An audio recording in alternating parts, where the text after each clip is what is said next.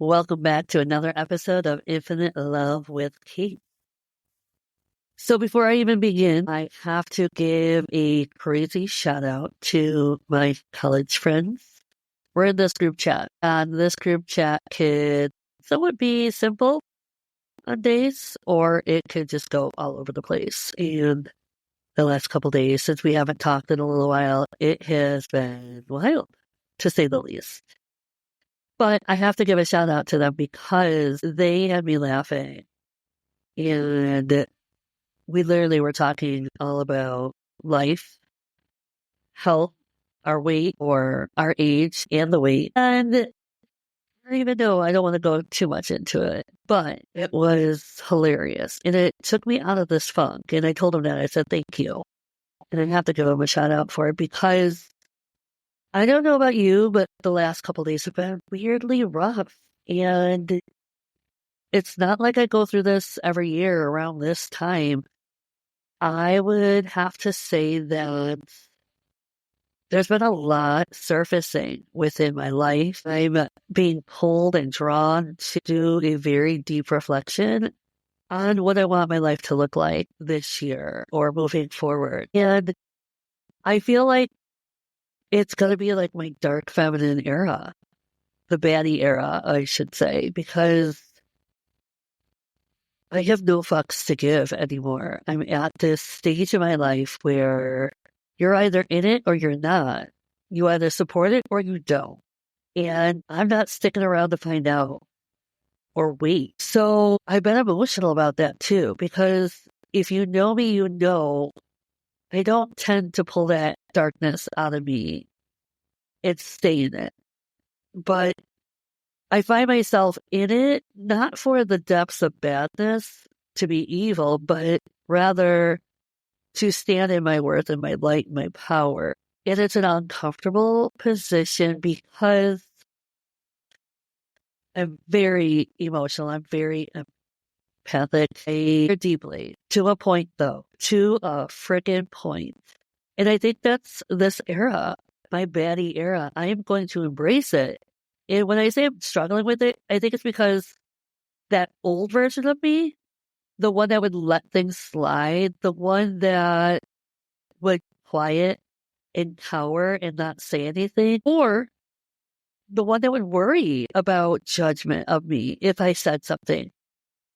I don't even give a rat's ass. I want to say I don't give a fuck about what people think in regards to what I choose, whether I choose to speak up or whether I choose to walk away silently. That's where I'm at. That is what's going on in my mind. And it's a different me. It's a different version of me, I should say. And I like her.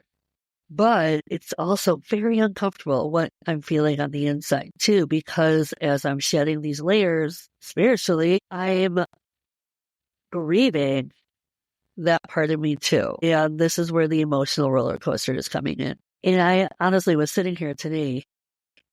I waited. And I shouldn't say I waited till the last minute because I believe in divine timing. And this was perfect timing. Normally, I would not wait this long to record a podcast. It's supposed to air tomorrow. So do the math. I will be finishing up this recording and then editing and then who knows what. But I'm trusting it and I'm going with it. And that was my other biggest thing this past year was flow. Trust in the flow, trust in life, trust in what universe is going to throw at you. And there have been a lot of reflections of, can I get a little bit of a break, universe? So this is my letter to myself, is I thank you 2024. I truly do. I thank you for the lesson. I thank you for the pain and the heartache. I thank you for the strength and the glory. I thank you for the darkest moments to the lightest moments, the humor and the laughter that came and followed afterward. I thank you for the health scares. I thank you for the weight gain. I'm learning to re-love my body in a different way, and it's been difficult. Because on top of the weight gain, which I can embrace, it's that inner all-knowing that there's still something wrong, and I still don't know what it is Yes, but I'm not wishing for it. It's just a knowing that I just haven't figured that part out, nor have the doctors. So I'm trusting in the healing process. I'm trusting in the choices I'm making. And I'm going to move into 2025 making better choices. And I'm sticking to it. And I will talk more about 2025 next episode, but technically it is next year. That sounded so different. I'll talk more about that next week in the new year.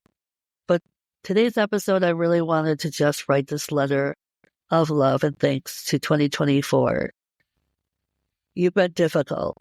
You surprised me, to say the least, because I thought going into it, being 44 was my number, was my year. Not that I held expectations, so I wasn't disappointed. But you took me for a turn, and you took me on a wild roller coaster ride of adventure as well as strength. So because of my surgery that I had unexpectedly, I had to revisit some fears of mine of the hospital, some trauma of my childhood. And I had to really relive that. And what I mean by that is I used to have this fear, well, I still do, but this anxiety of getting put under and being intubated. And they're supposed to give you fentanyl and Percocet and something else, and you're not supposed to remember, basically. But they never factor in my anxiety, no matter how many times I tell them. And again, this time around, I must have told several different doctors, several different nurses, the anesthesiologist, and nobody listened. Or my anxiety was just that high because I remembered everything. I remembered that feeling of drowning. To me, is what I can only best describe it is. They're literally shoving a tube down your throat. There's medication in there. You feel like you're not breathing. And they struggle. With me, because I had the trach when I was a child, it's not easy because all my vocal cords, everything's in different places. So to say the least, I'm a conundrum, of course. They struggle with that. And sometimes they have to call in the head of the department. But meanwhile, you think you're dying because you're not breathing and you're heavily medicated. And in your mind, you're thinking, okay, this anxiety, I hope to God I don't remember this when I wake up. But when you wake up, what do you remember? That whole scene replaying over and over and over. So I woke up crying. One, because my eyes were so dry. They didn't listen to the fact that I asked for medication for my eyes. Even though it was only a 3-hour surgery, it's so cold and dry in the operating room that it hurt more than my actual procedure of a hysterectomy. No joke. So not only did I wake up disappointed because of that, not being hurt, but then to remember and to replay it over and over. But this time around, I didn't hold on to it. This time around, I remember having this conversation with God saying, I trust you. And I heard, just trust me, you're going to be fine.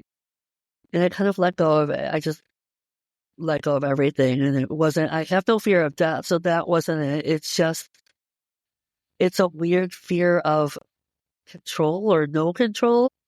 I can't really say what it is, but it's scary. And I think more so I made sure to kind of grab hold of my little inner child and say, you're okay. You're a lot stronger than you think. And you've been through more battles than this. Worse. And I have. And I'm not going to shame myself and say, oh, but people have gone through worse. I know they have, and I respect that, and I hold space for that. But I'm not going to disregard what I've been through this time around. Like I said, this is my baddie bitch era. I'm going to put me in the center of it, into the center of my own universe, as should all of you. I hope that God, you put yourself in the center of your universe. And the only way, the best way I can describe that is not feeling selfish or being judged as selfish, is as long as you're still selfless and loving and kind to others, but still appreciating and putting yourself first. There's nothing wrong with that. Society might deem it judgmental, but that's because we were told how to be. That's because we were conditioned in how to live our lives. It is good to put service into others. That is good. There's nothing wrong with that. I do a majority of my life with teaching. I'm always in service of others. I'll always think of others. but I will no longer prioritize others first before myself. If my cup is full, then yes, I will put my love and my light out there for others. But if my cup is depleted, I come first. Otherwise, I can't be of service to anyone anymore. And I don't want to do that. I want to keep shining my light. I want to keep sharing my love. I want to keep sharing my healing journey with all of you. And I want for so much more for 2025 that I'm looking forward to it already. I'm grateful that I chose to do this episode right here, right now, because I could feel my cup filling and already overflowing. So again, to all my girlfriends, my college girlfriends, you know who you are if you're listening. This is a huge shout out to you. I love you all. Happy 2024. To some of you who've already started drinking, mazel tov. To the other ones that are still on their couch, checking the text threads. Don't worry, when I'm done with this episode, I will jump right back in with my humor. We were basically talking about going into the new year, eating differently, working out differently, and basically acknowledging that we're no longer young. Our metabolism is a little different. It's a wee bit different. And it's humorous, though, too, because it's one of those conversations that women don't want to have, or we shame ourselves for having it, right? But it's honest, it's raw, at least in my group text, it is. It's very honest, very blunt, very raw, but very humorous and very supportive of each other.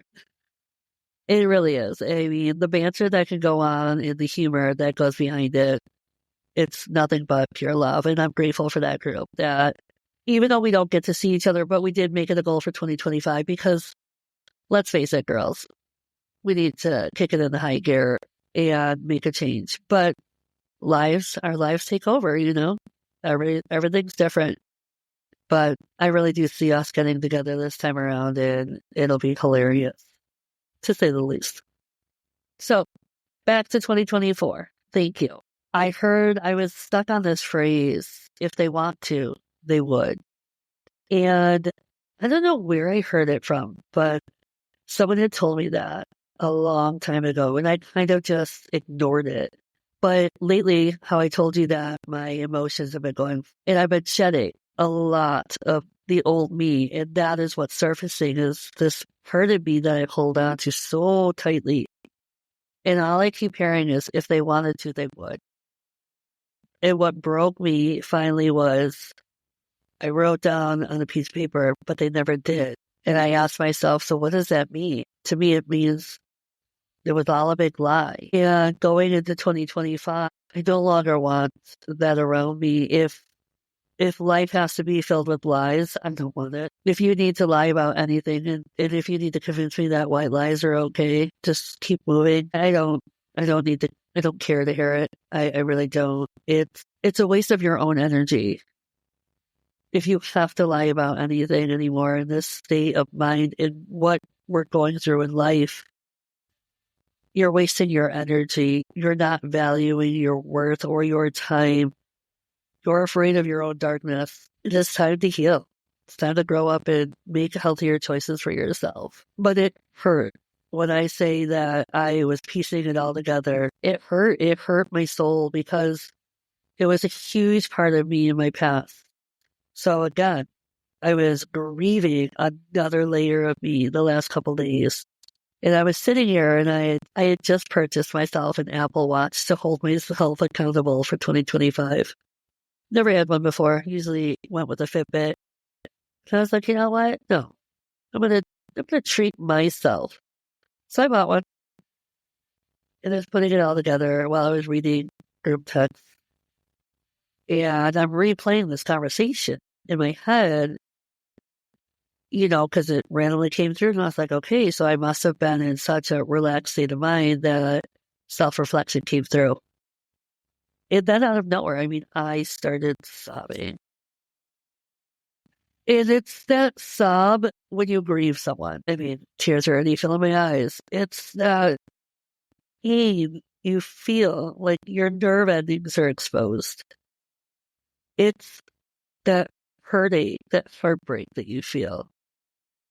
It hurts. It's something you've loved or grown to love. out of protection, out of fear, but it's time to let it go. And I think that was the biggest revelation to have today. I mean, today of all days, out of nowhere, to have that revelation of it's time to say goodbye. You're grateful.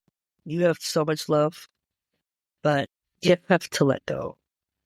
Because if they wanted to, they would. But just didn't, because they never did. So here's to 2024 with all the love that I have, all the love that I could give. I thank you for teaching me how to let go, how to move forward, how to trust in ebb and flow. I thank you for allowing me to get this far in life, never giving up. I thank you for the strength you gave me to just jump on an airplane and travel all across the world, even though I didn't feel so good, even though I didn't feel my best, but I didn't know what was wrong with me just yet. But I still went, still took the leap. And I'd be lying if I thought, God, what if this holds me back from not being my genuine self? And it didn't. It really didn't. I made new friends along the way. I felt like royalty. Like the universe just kept blessing me with these little surprises throughout the entire 3 weeks. I loved that I was sick in Singapore and that I almost felt like I had to be grounded. So I stayed inside and missed most of Singapore, but I think it was for my best interest because I didn't align with Singapore. I didn't align with how people were treating people. I didn't align with how high class looked at middle and low class as just low. Beautiful country, absolutely beautiful, but it just doesn't connect or align with who or how they represent themselves. And I think I'm tired of seeing that in the world too. We put this facade up, we cover it up with white lies. We doll it up with filters or makeup, and we pretend to be something we're not, only to find out later that your outsides don't match your inside. And that can be very deceiving because people really love a beautiful soul. So this year has been trying. This year has been beautiful. And this year I lost a coworker unexpectedly. And we may not have known each other for lifetimes, but our souls were connected right from the start. So every once in a great while, especially at work since we work together, you can find us doing something that reminds us of her. And you want to smile, but you also want to cry. But you just hold it in. And you just talk about it with your coworkers. That's been different this year. Beautifully different. But heart. Told you I'm very emotional today. But it's okay to be emotional. It's okay to embrace everything for what it is and what it was. It's okay to let go. It's okay to move on and move forward. It's okay to believe and trust in the unknown. It's okay to feel alone in the spiritual healing. I'm already seeing the changes ahead and I'm really excited. And I'm going to make 2025 my baddie year. And I have no apologies to give. I won't do it. I won't. So, dear 2024, if I could sum it up, I would simply say this. I'm grateful you came. I'm grateful you stayed. I'm grateful you taught me so much within each day. I'm grateful for the good and also the bad. I'm grateful for the happiest and even the sad. I'm grateful for the days that turned into night. I'm grateful for the gift, but even the fight. I'm grateful for the sun and even the snow. But most of all, I'm grateful for this year learning to let go. So thank you, 2024, and thank all of you for a beautiful year. Beautiful memories, beautiful gifts, beautiful transformations. And I look forward to seeing you all into the new year. So I want to wish each and every one of you a happy, happy new year. Love to you all. Stay safe and blessed. Good night.